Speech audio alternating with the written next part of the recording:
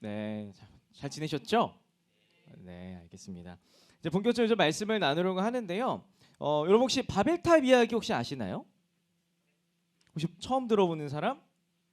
네, 좋습니다. 그럼 우리가 이제 바벨탑 이야기를 조금 더 깊이 들어가고 바벨탑 이야기를 조금 더 풍성하게 누리기 위하여서요. 저는 잠깐 이 상상을 좀 역을 발휘해 보셨으면 좋겠어요. 상상력을 발휘해 보실 때 2절 말씀을 가지고 우리가 함께 상상해 보셨으면 좋겠습니다. 상상해 볼 필요가 있어요. 네, 2절 제가 PPT 준비했는데 자, 제가 한번 읽어 드릴게요. 사람들이 동쪽으로 이동하다가 바빌로니아 여기서 신할 평지로 나와 있는데 바빌로니아 한평원에 이르렀다라고 하는 것을 우리가 상상해 볼 필요가 있습니다. 여러분, 이 동쪽으로요. 사람들이 한 무리의 사람들이 동쪽으로 이동했대요. 바빌로니아를 향해서 이동했대요. 그럼 그 사람들이 이동했었던 그 길은 어떤 길이었을까요? 어떤 황무지. 제가 대놓고 여기 사진 넣었어요. 혹시나 황무지예요. 광야예요. 광야입니다. 자, 우리가 지금부터 이 본문의 배경을 광야라고 상상하면서 읽어나가면 오늘 본문의 묵상이 나누면 조금 더 풍성해질 것이다. 좀 말씀드릴 수 있을 것 같아요. 그러면 지금부터 광야를 상상해 볼 건데 여러분 광야는 어떤 곳일까요?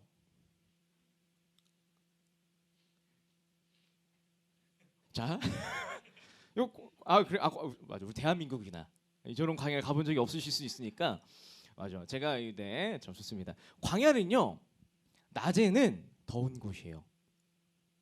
광야는 밤에는 추운 곳이에요.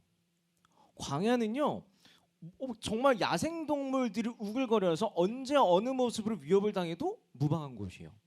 또 옛날부터 광야는요, 이게 도적대들이 넘쳐나는 곳이었대요. 그러니까 사람들이 광야길을 걸어가다 보면 내가 죽을지 살지 모르는 그 예측 불가능한 상황 속에서 불안한 가운데에 지나가야 된다라는 것을 얘기하고 있어요. 여러분들 이런 광야를 상상해 보면 여러분들 그 광야에 하루라도 살 수 있을까요? 정글의 법칙 아시죠? 그것만 봐도 우리는 광야 가운데 홀로 남겨질 것을 생각하면 불안할 수밖에 없다는 거예요. 광야는요, 상상만 해도 우리를 지켜줄 사람이 없는 불안한 곳입니다. 불안한 곳이라고 말할 수 있어요. 그런데 어떤 한 시인은요, 우리에게 이렇게 얘기하고 있어요. 여러분들도 지금 매일매일을 그렇게 광야 같은 삶을 살고 있어요. 매일같이 광야를 지나가는 듯한 불안 가운데 살고 있어요 라고 말하는 시인이 있다는 거예요. 이 박노해라고 하는 시인인데 그 시인은요, 우리의 인생의 광야 한복판을 매일매일 방랑하는 것과 같다고 이야기를 하고 있습니다. 제가 간단하게 좀 읽어드릴게요. 이런 시를 쓰고 있습니다. 불타는 사막을 낙타해 물통 쥐고 목타는 도시를 플라스틱 물병을 차고 우리의 푸름센터는 24시간 불을 켠 편의점입니다. 지구를 깨어담고 미래를 팔아담고 플라스틱 물병을 차고 우리는 사막으로 갑니다 라고 얘기하고 있는 거예요. 여러분, 이 시인은요, 이 땅을 살아가는 우리들에게 이렇게 말하고 있는지 몰라요. 우리의 삶은 매일매일 방랑왕자와 같은 삶을 사는 것 같습니다. 우리의 삶은요, 매일매일 불안한 광야를 지나가는 것과 같습니다. 이렇게 얘기를 하고 있다는 거예요. 그런데 이 불안한 광야를 지나는 우리는요, 우리의 마음 한켠에 그만 방랑하고 머물 곳을 간절히 구하고 있어 보여요. 제가 이제 한 설문조사를 봤는데 이 설문조사에서요, 이런 질문을 던졌습니다. 소위 이제 MZ라고 하는 MZ라고 하는 2030 세대에게 질문을 던졌대요. 이런 질문입니다. 당신은 당신의 삶에 만족하십니까? 라는 질문을 던지었다는 거예요. 우리 한번 손 들어볼까요? 여러분은 여러분들의 삶에 만족하는 사람? 오, 좋아요. 딱 요 비율대로 나왔어요. 딱 요 비율대로. 여기 설문조사 정확합니다. 정확해요. 전체 10명 중에 두 명꼴이 나는 내 삶에 만족스러워요 라고 얘기를 대답했다라는 거예요. 또 나가서 질문했대요. 여러분들은 여러분들의 삶에서 안정감을 느끼십니까? 라는 질문을 했대요. 자, 여기서 한번 손 들어볼까요? 저는 제 삶이 너무 안정적입니다 라고 생각하는 사람 혹시 있나요? 설문조사 너무 신기하지 않아요? 딱 요만큼 나왔어요. 사실 지금 손 드신 분들이 설문조사보다 안 나왔어요. 마찬가지로요. 저는 제 삶이 안정적입니다라고 대답한 사람이 10명 중에 2명꼴밖에 안 된다라는 거예요. 이제 여기서 멈출 수가 없죠. 더 이제 깊이 질문을 들어갔습니다. 무슨 질문을 던졌냐면 그렇다면 당신의 삶에 의미를 주는 것은 무엇입니까? 라는 질문을 던졌을 때 1위는요. 뭐 경제적 안정이었어요. 근데 제가 주목할 만한 가치를 좀 보게 됐는데 뭐냐면 가족이라고 대답한 사람들이 50% 이상이 넘어갔다라는 거예요. 근데 이게 너무나 신기한 건 뭐냐면 여러분 TV 예능을 보면요. 나 혼자 산다라는 예능이 있지 않습니까? 이 1인 가구가요. 역대 최고치를 찍고 있는 이 시대에 내 삶에 의미를 주는 것은 가족입니다라고 대답하고 있다라는 거예요. 뭔가 아이러니 아닙니까? 거기서 우리가 읽어낼 수 있는 오늘날 이 땅을 살아가는 우리들의 마음은 무엇입니까? 이 불안한 삶을 살아갈 때 내가 편하게 머물 수 있는 피난처가 필요하구나라는 것을 우리는 묵상해 볼 수 있을 것 같아요. 어쩌면요 우리는 마음 한켠에 내가 편히 머물 곳은 어디인가라는 생각을 가지고 인생을 살아가고 있는지도 모른다는 겁니다. 다시 오늘 창세기 11장 본문을 돌아와 볼게요. 오늘 본문 속에서요 동쪽으로 이동하던 사람들도 어쩌면 방랑을 끝내고 편하게 머물 곳을 찾는 사람들이었어요. 그런 사람들이었어요. 그리고 그들은요 끝끝내 바빌로니아라고 하는 평원을 찾았어요. 이 머물 곳을 찾아서요 우리가 머물 곳은 여기구나 하고 정착하기로 결심했던 거였어요. 나아가서요 자기들의 삶을 읽어가기로 마음을 합합니다. 한 언어를 쓴다고 되어 있거든요. 한 마음 한 뜻이 된 거예요. 그리고 멋진 탑을 쌓아 올리기 시작합니다. 근데 의아한 일이 벌어지고 있어요. 무슨 일이냐? 이 사람들의 머물 곳을 찾아서 정착한 그 사람들의 모든 노력을 하나님께서 어떻게 하시죠? 맞아요. 부정하세요. 거부하신다라는 거예요. 그리고 심지어는 하나님 그들을 다시 흩으셨대요. 그 이유가 뭘까요? 원인이 뭘까요? 어떻게 보면 우리는 하나님의 이런 모습이 좀 야속해 보이기도 하고 또 알다가도 모를 일이라고 하지만 저는 오늘 여러분들과 함께 이 바벨탑 이야기를 좀 깊이 나누면서요 바벨탑 이야기 속 이 머물 곳 찾는 사람들 묵상하고 나누면서요 여러분들이 불안한 인생을 살아가는 가운데 우리가 진짜 머물 곳은 어디인지 좀 가늠해 보시고 좀 묵상해 보셨으면 좋겠습니다. 자 따라서 한번 말해 볼까요? 네 시간이 돌아왔습니다. 자 좋아요. 자, 이 의문문의 이 텐션이 뭔지 알죠? 어깨를 올려서 얘기하셔야 돼요, 알겠죠? 의문문 텐션입니다. 내가 머물 곳, 자, 내가 머물 곳, 내 자, 맞아요. 계속해서 읽어볼게요. 자, 창세기 11장 1절에서 4절 말씀 함께 읽도록 하겠습니다. 시작.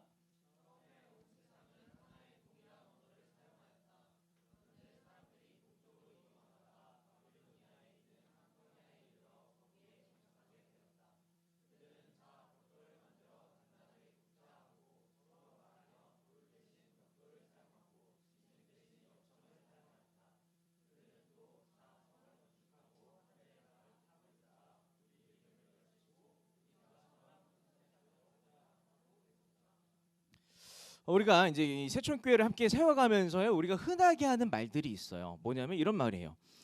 저도 이제 기도 제목을 선포할 때 주로 하는 말인데 오늘 탄자니아 선교 때 기도했던 제가 할 수도 있는 말이에요. 뭐냐? 우리 한 마음 한 뜻 됩시다 라는 말을 쓴다는 거예요.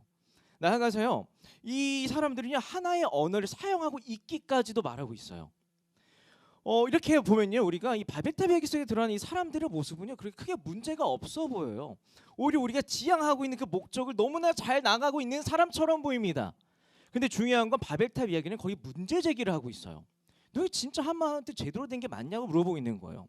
근데 그 문제는요 바로 4절에 나옵니다. 4절에서 이렇게 얘기하고 있어요. 하늘에 날 탑을 쌓아 우리 이름을 떨치며 흩어지지 말자는 겁니다. 이게 무슨 의미일까요? 하늘에 닿을 탑을 쌓다라는 말은요 간단해요. 내가 하나님을 대적하겠다라는 거예요. 근데 하나님을 대적하는 것을 끝내지 않고 멈추지 않고요 우리의 이름을 떨치며 흩어지지 말자라고 얘기하고 있어요. 그것은 무엇입니까? 나에게 몰두하고 집착하겠다라는 거예요. 나만 생각하면서 하겠다라는 것을 이야기하고 있습니다. 오늘 보면서 이 방랑하던 사람들이요 불안을 극복하기 위해서 선택한 것이 무엇인지 알 수 있어요. 이 방랑하던 사람들이 그들의 불안을 극복하기 위한 솔루션이 무엇인지 이 본문이 얘기하고 있어요. 무엇입니까? 나의 자아예요. 나의 자아 위에 머물며 나의 자아 위에 인생의 탑을 쌓겠다는 겁니다. 조금 쉬운 언어로 자기 집착이에요. 자기 집착. 오늘 본문은요, 이것을 조금 더 심각하게 묘사하고 있어요. 6절입니다. 6절에서 이렇게까지 얘기하고 있어요. 저들이 이런 일을 시작하였으니 앞으로 마음만 먹으면 해내지 못할 일이 없을 것이다. 무엇을 말합니까? 6절은요, 하나님이 이런 감정이 담겨 있어요. 하나님께서 경악하셨대요. 경악하셨다는 감정이 읽혀지고 있어요. 불안을 극복하기 위해서 하나님이 내가 아니라 자기 집착에 몰두하는 것을 저들이 멈출 수가 없겠구나. 자아도취에 푹 빠져 있는 것을 저들이 멈출 수가 없겠구나라고 경악하고 있는 것이 6절 말씀이다라고 말할 수 있습니다. 그런데 중요한 것은요, 이 불안을 극복하기 위해서 자기에게 집착하고 자아도취에 빠진 이 모습은 성경에서 반복돼서 드러나고 있는 죄의 패턴이라고도 말할 수 있어요. 가인과 아벨 이야기 혹시 아시나요, 여러분? 가인과 아벨 이야기? 이것도 함께 읽으면 좋겠습니다. 창세기 4장 12절에서 17절 말씀입니다. 네, 다 함께 읽을게요. 시작.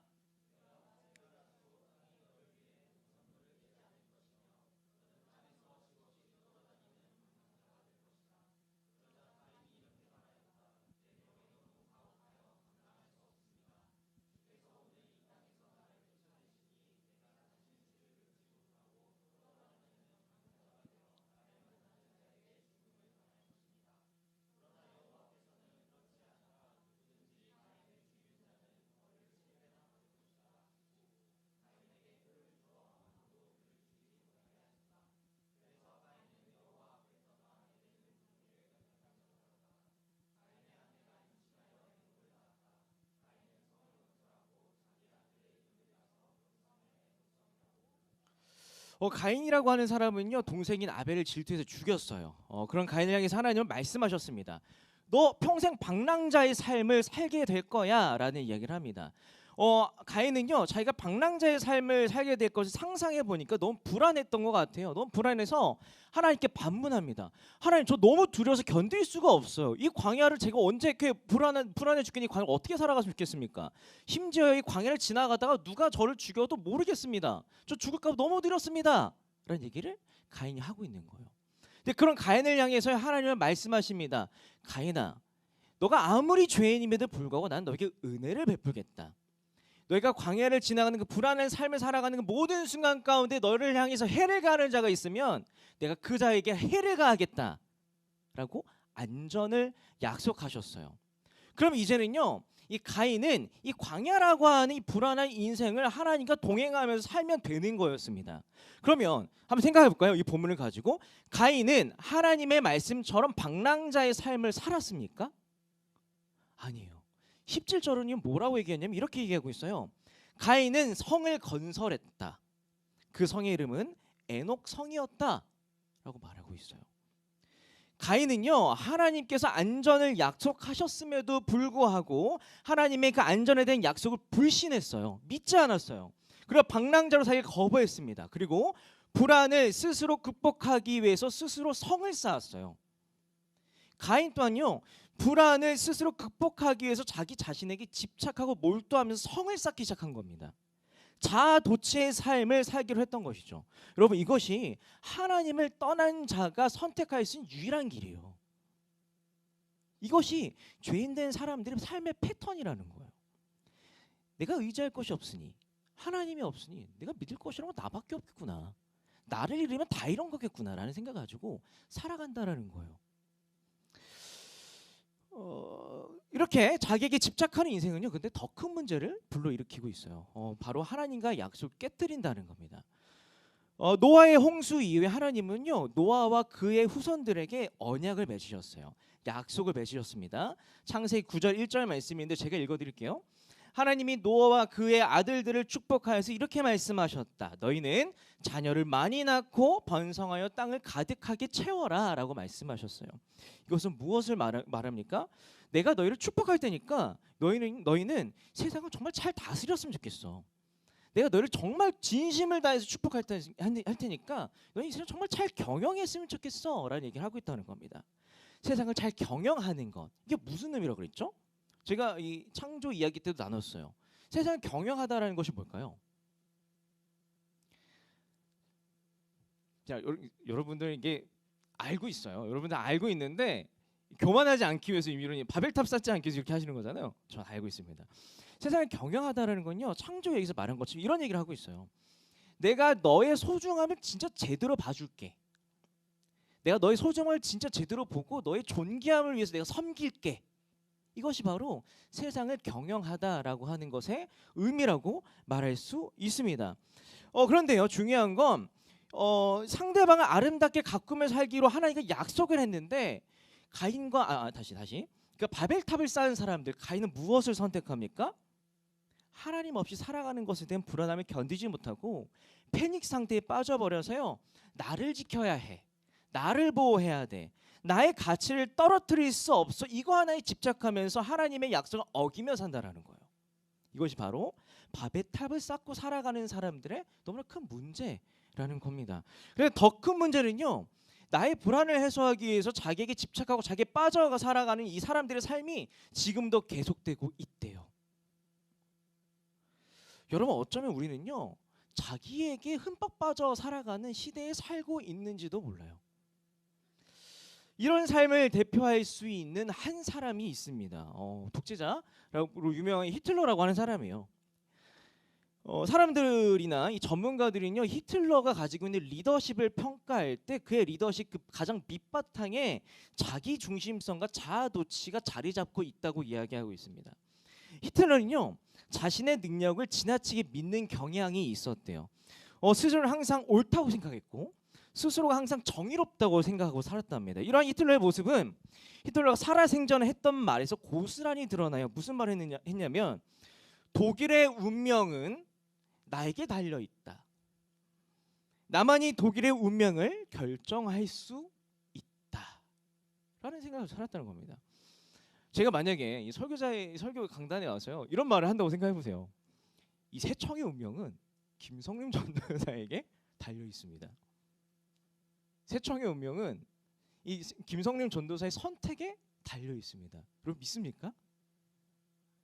아멘. 누구요? 누구지? 네, 따로 오셔서 이제 저희 기도를 받으세요, 저에게. 네, 맞아요. 지금 저에게 이런 얘기를 들어도 의아하지 않습니까?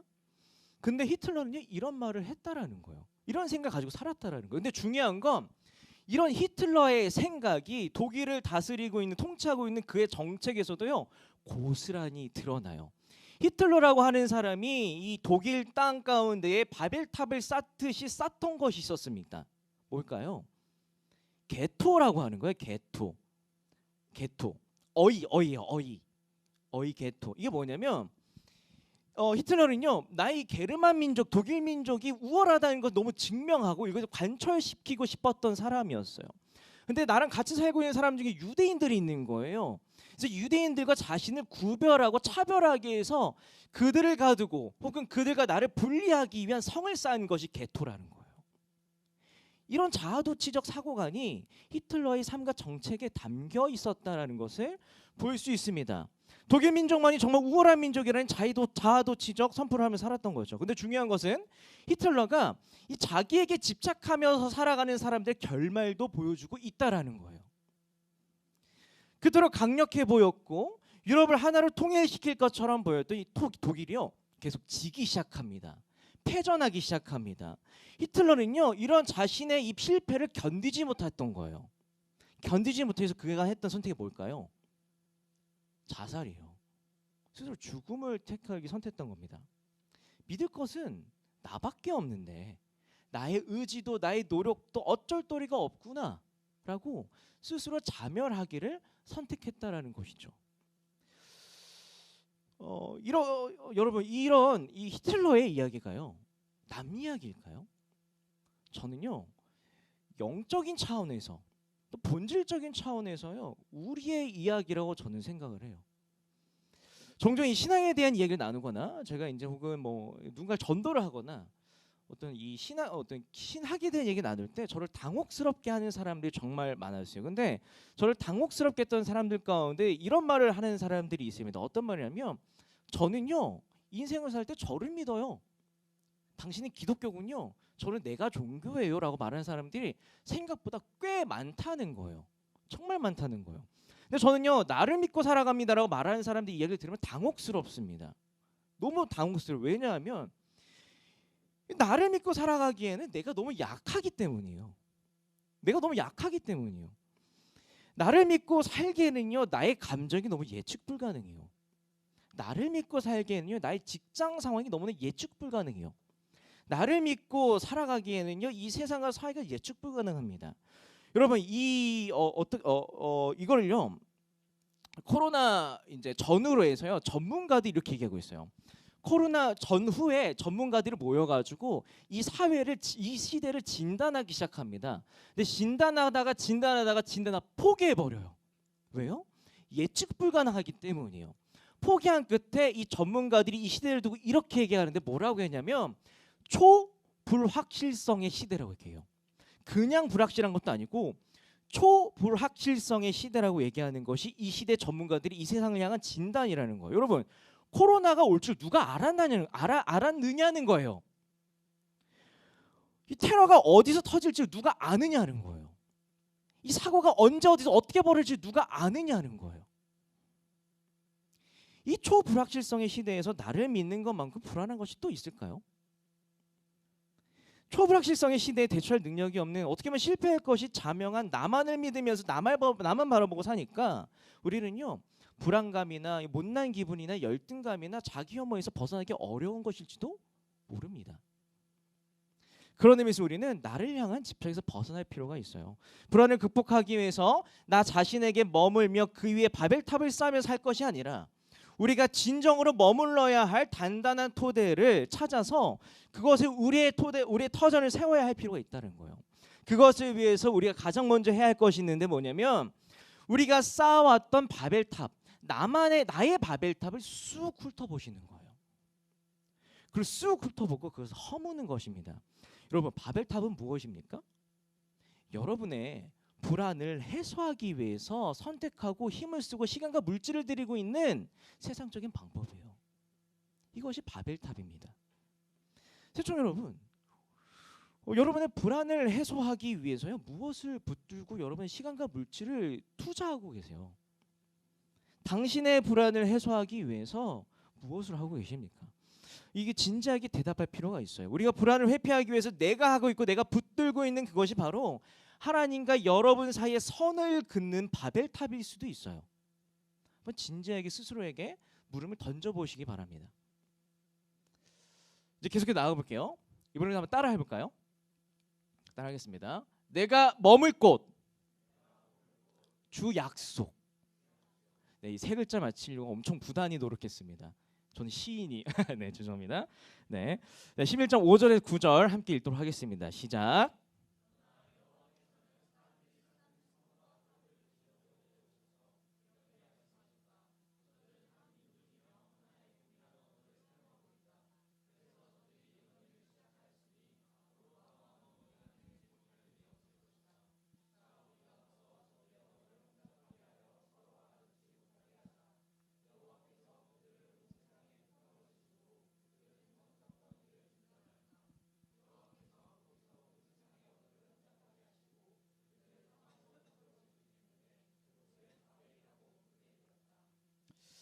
불안을 극복하기 위해서 우리는 자신의 자아를 머물 곳을 선택한 사람들은요, 본문 속에서 저처럼 하나님께 심판을 받으셨어요. 심판을 받았어요. 네, 예의 발라가지고 자꾸 이게 존칭 쓰려고 하는데 심판을 받았습니다. 그렇다면 우리가 이 불안을 극복하기 위해서 우리는 어느 것을 우리 머물 것을 선택해야 할까요? 좀 생각할 필요가 있다는 거예요. 근데 제가 한 가지 좀 질문을 한번 드려보고 싶어요. 오늘 본문 속에서 드러나고 있는 바벨탑은요, 완성이 되었을까요? 완성이 안 되었을까요? 왜 안 됐을까요? 본문에서 근거가 있나요? 네, 뭐 아시지만 8절에 이렇게 얘기하고 있어요. 성 쌓던 일을 중단하였다라고 얘기하고 있습니다. 바벨탑은요, 단 한 번도 완성된 적이 없다고 바벨탑 이야기는 얘기하고 있다는 거. 이것은 무엇을 말합니까? 우리를 향한 하나님의 경고라고 생각할 수 있어요.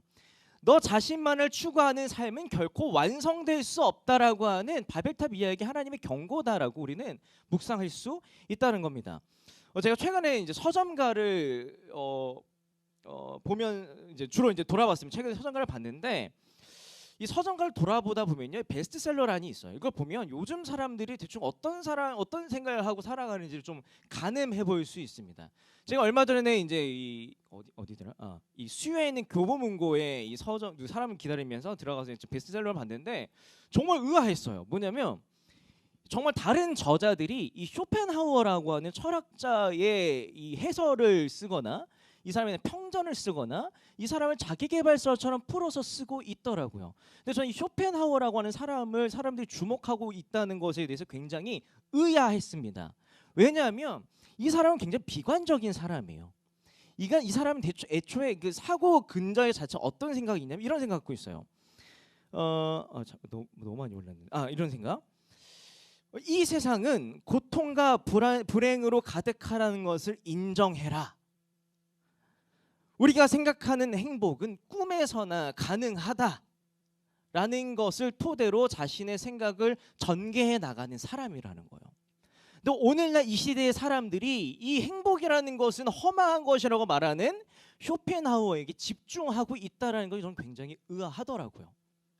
근데 중요한 건 제가 계속 생각해 보건데 이런 생각이 들었어요. 어떤 생각이냐면 사람들이 나의 행복을 위해서, 나의 안정을 위해서, 나의 존재를 찾기 위해서 열심히 노력했지만 나의 힘만으로는 행복과 안정과 의미를 얻는 것이 힘들다는 것을 인정하기 시작했구나. 조금 오늘 본문의 언어를 갖고 좀 생각해 볼까요?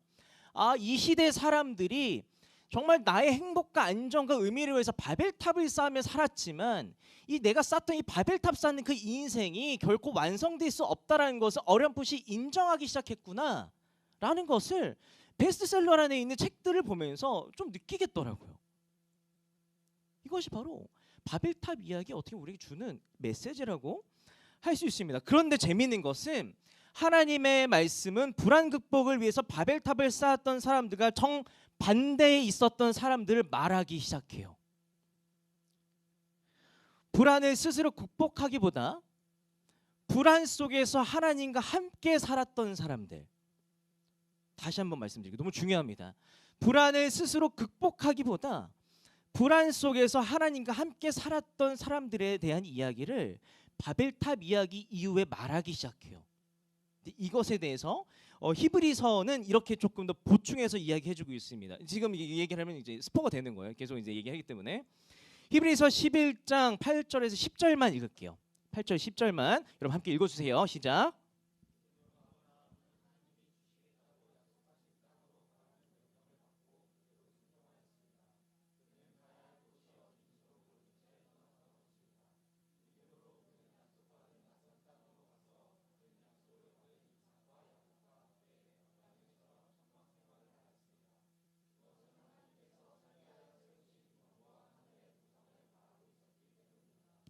보면요 중요한 이름들이 나와요. 중요한 이 세 사람의 이름이 나옵니다. 누가 나올까요? 누가? 아브라함. 또 누구 나올까요? 이삭 나와요. 또 누구 나올까요? 야곱이 나오고 있어요. 이 사람들은 자신들의 불안을 극복하기 위해서 어느 한 곳에 정착하지 않았습니다. 편안하고 안락한 삶으로 되돌아가려고도 하지 않았습니다. 대신에 평생을 나그네로 불안한 광야를 가로지르면서 살았던 사람들이었던 거예요. 무엇이 이것을 가능하게 했을까요? 예측 불가능한 공간과 장소와 물질에 머물 곳을 찾고 자리 잡는 대신에 영원히 동일하신 주께서 하신 약속 위에 머물러 살았기 때문이에요. 영원히 동일하신 주께서 하신 약속을 믿는 믿음으로 살았기 때문에 그들은 불안한 광야를 정저시 떠돌면서 살았음에도 불구하고 잘 살았다고 하는 것이 창세기의 메시지예요. 그럼 우리가 그만 불안하고 싶어서 그토록 찾아 헤매던 머물 곳은 어디입니까? 하나님께서 나를 얼마나 사랑하셨고 하나님께서 나를 얼마나 사랑하고 계시고 하나님께서 나를 얼마나 사랑하실지에 대한 증언이 담겨 있는 하나님의 말씀이에요. 하나님의 말씀입니다. 여러분, 변하는 것이 믿을만 합니까? 변하지 않는 것이 믿을만 합니까? 우리 투자할 때도 이런 거 고려하지 않습니까? 변하는 것이 안전합니까? 변하지 않는 것이 안전합니까? 우리 이미 답을 알고 있어요. 나의 능력과 힘을 믿으며 살기에는 나의 상황과 조건과 환경은 늘 변합니다. 그런데 주님의 말씀은, 주님의 약속은 변하지 않습니다. 변한 적이 없습니다. 나에게 집착하면서 머물러 있는 것보다 주님만 바라보면서 방랑하는 삶이 훨씬 안전하다라는 것을 오늘 본문은요, 대비해서 말해주고 있는 거예요. 예를 들어볼까요? 친구와 가족과 연인은요, 나를 사랑한다고 하지만 우리는 은연중에 그 사랑이 변할지도 모른다는 불안감을 한켠에 갖고 살아요. 나의 상황과 조건과 모습에 따라 그들은 나를 사랑할 수도 있고 사랑하지 않을 수도 있겠다라는 불안감을 우리는 은연중에 갖고 살아요. 그러나 나를 사랑한다니 하나님의 말씀은요, 단 한 번도 변한 적이 없어요. 하나님의 약속은 단 한 번도 요동친 적이 없어요. 그러므로 시청자 여러분, 불안을 극복하기 위해서 연약한 나에 집중하기보다 불안을 극복하기 위해서 나를 향하신 하나님의 말씀에 집중하면서 살아가시기 바랍니다. 이때 다르고 저때 다른 세상을 쫓기보다요, 늘 한결같은 하나님의 말씀 위에서 여러분의 인생을 살아내시기 바랍니다. 내가 변해도 하나님의 말씀은 변하지 않아요. 내가 신뢰하던 그 사람이 변해도요, 하나님의 말씀 변하지 않아요. 심지어 가족이 변해도 하나님의 말씀 변하지 않고, 지금 이 자리에서 설교하는 제가, 말씀 이 얘기를 하고 있는 제가 변해도 하나님의 말씀은 변하지 않아요. 이러한 하나님의 말씀에 살아가는 사람은 흔들릴 수가 없습니다. 그렇다면요, 이제 거의 다 끝났어요. 하나님의 약속에서 머물러 사는 삶은 도대체 어떻게 살아가는 것일까요? 앞에 거 잊으셔도 좋아요. 지금 것이 너무 중요합니다. 첫 번째 기억하시면 좋겠어요. 말씀으로 스스로를 긍정하면서 살아가는 거예요. 말씀으로 나를 긍정하면서 살아가는 겁니다. 제가 이제 셀리더 모임 때 나눴지만, 제가 이제 신대원에 들어갔을 때였어요. 저는 이제 저랑 친해진 사람은 이제 은연중에 알 수 있지만 저는 교만한 사람이에요. 오만한 사람이고, 이제 아직 그걸 모르겠으면 아직 안 친하신 걸 수도 있다 말씀드릴 수 있어요. 제가 처음 신대원 들어갔을 때 저는 제가 제일 잘난 사람인 줄 알았습니다. 딱 신대원 가서 제가 제일 잘난 사람인 줄 알고 딱 사람들을 봤는데, 뭐야? 나보다 잘난 사람들이 있었네? 라는 생각이 들기 시작하는 거예요. 나는 이거를 이걸 못하는 쟤는 이걸 할 줄 아네? 난 저걸 할 줄 모르는데 쟤는 저걸 할 줄 아네? 와, 난 이걸 모르는데 얘는 이걸 안 해? 라는 생각에 비교하면서 신대원 생활을 한 1년 정도를 보냈던 것 같아요. 이런 생활을 보다가 너무 자존감이 떨어지잖아요. 떨어지다가 막 여러 가지 씨름을 하는데, 마침 그때 읽었던 본문이, 묵상하던 본문이 이제 가나안 땅을 정복하고 그 땅을 분배하는 본문이었습니다. 그냥 너무 지루한 본문이었어요. 근데 자존감도 떨어지고, 과연 이 땅을 분배하는 이 딱딱한 본문에서 무슨 선한 것이 나올 수 있겠습니까라는 생각에 기도했어요. 하나님께서 저를 진짜 이렇게 저를 사용하시려면 이걸 가지고 묵상하게 해주세요. 라고 이게 삐딱한 마음으로 이제 기도하고 이제 묵상을 하는데, 되게 재밌는 거예요. 뭐가 재밌었냐면, 이 지파에는 해안가에 있는 땅을 주네. 이 지파에게는 산지를 주네. 이 지파에는 평야를 주네. 근데 이 각자에게 준 지파의 땅을 넘지 말라고 하시네. 제가 그때 맞네. 하나님께서 나에게 주신 이 은사를 개발하는 거에 신경 쓰며 살기에도 시간이 모자라 죽겠는데, 내가 어떻게 남들이 가지고 있는 나에게 없는 그것을 개발하려고 그 업도 질투가 시샘하느라 시간을 낭비할 필요가 있을까라는 생각이 되었다라는 거예요. 그런 의미에서요, 저는요, 말씀의 보호를, 저를 긍정해줄 말씀의 보호를 받고 이 자리에 서 있는 사람이라고 할 수 있어요. 여러분 잊지 마시기 바랍니다. 하나님의 말씀은요, 세상의 부정적인 메시지를 지쳐있는 여러분을 어떻게 해서든 긍정합니다. 하나님의 말씀은 위로로 여러분을 긍정하고요, 징계와 책망으로 긍정할 때도 있고요, 끝끝내 사랑을 고백하면서 긍정할 때가 있습니다. 그러니까 여러분, 하나님의 말씀 위에 산다는 것은 말씀의 힘으로 나를 긍정하면서 살아가는 거예요. 여러분 성경 통독하고 있잖아요. 저도 이제 가끔씩 유혹에 빠지긴 하는데, 2배속으로 돌려놓고 이제 들으신 분이 계실 수도 있어요. 네, 되실 수도 있지만, 그냥 그럴 수 있지만, 그렇게 듣기보다도 5장 읽잖아요. 그 안에서 분명히 하나님께서는 여러분을 긍정하는 음성을 들려주실 것입니다. 그것을 기대하면서 통독을 하시고 그걸 적으시기 바라요. 말씀은 여러분들 긍정합니다. 그것이 약속에 사는 것이 할 수 있어요. 두 번째, 마지막이요. 다음으로 기억하셨으면 좋겠어요. 뭐냐면 말씀으로요 세상을 직면하면서 살아가십시오. 이것이 바로 하나님이 약속 위에 머물러서 인생을 살아간다는 것입니다. 자아도취의 자기 집착의 시대를 대표하는 사람으로 이제 히틀러라는 사람을 얘기했잖아요. 근데 같은 시대에 이 자아도취의 시대를 거슬러서 방랑자의 삶을 살았던 한 사람이 있어요. 우찌무라 간조라고 하는 일본인이었습니다. 그 당시 우찌무라 간조라고 하는 사람이 살았던 그 일본도 히틀러의 독일과 같이 이 제국주의라고 하는 자아집착의 시대에 살았던 사람이었어요.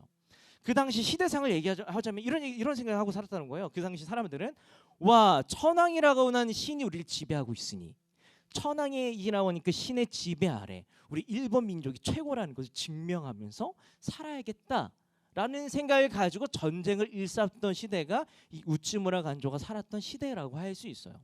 근데 우연히 이 우찌무라 간조가 미국인 선교사를 만나고 그리스도인이 되기 시작합니다. 그리고 성경을 읽기 시작하면서 그의 마음 가운데 오직 말씀, 오직 성서라고 하는 슬로건이 마음에 새겨지기 시작했어요. 근데 우찌무라 간조가 성경을 읽어 나가는데 내가 읽던 성경과 세상이 너무 괴리가 느껴지는 거예요. 내가 말씀을 읽어보니까 전쟁하면 안 되는데? 라는 생각이 드는 거예요. 내가 말씀을 읽다 보니까 뭐야? 내가 믿던 천황 숭배하면 안 될 것 같은데? 라는 생각이 들기 시작하는 거예요. 그러다가 그는 결단합니다. 그가 이제 교사였는데 그 당시 교사로서 이 교육칙령이라고 해가지고 수업하기 직전에 천황에게 숭배하고 교육을 시작했대요. 근데 우찌무라 간조가 말씀으로 세상을 바라보고 직면하는 이 세상의 문제의식을 느끼고 교육칙령 천황 숭배 그 시간에 천황 숭배를 거부한 거예요. 일본임에도 불구하고. 그는요 말씀으로 세상을 직면하면서 살기 시작하자 자기의 인생을 주체적으로 살기 시작했다라는 겁니다. 그는 일본이라고 하는 평락하고 안전한 곳을 떠나서요 그리스도인이라고 하는 방랑자의 삶을 살기 시작했다. 아브라함과 이삭과 야곱과 함께 히브리서 읽었었던 것처럼 나그네의 삶을 살기 시작했다라고 말할 수 있습니다. 이렇게 말씀으로 세상을 비평하고 직면하고 사는 것, 이것이 바로 하나님의 약속에 머물러 사는 것이다 라고 말할 수 있습니다. 이제 말씀을 맺습니다.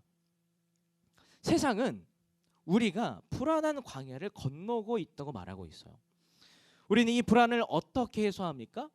바벨탑 이야기는요 우리에게 말려주고 있습니다. 첫 번째, 불안을 극복하기 위해서 연약한 나에게 집착하지 마십시오. 그것은 자멸의 길입니다. 두 번째, 불안을 극복하기 위해서 단단한 말씀을 붙드십시오. 말씀 붙드십시오. 이렇게 얘기하고 있어요. 그리고 말씀을 굳게 붙들어 사는 것은 어떻게 사는 것입니까? 첫 번째, 말씀으로 자신을 긍정하며 사는 거예요.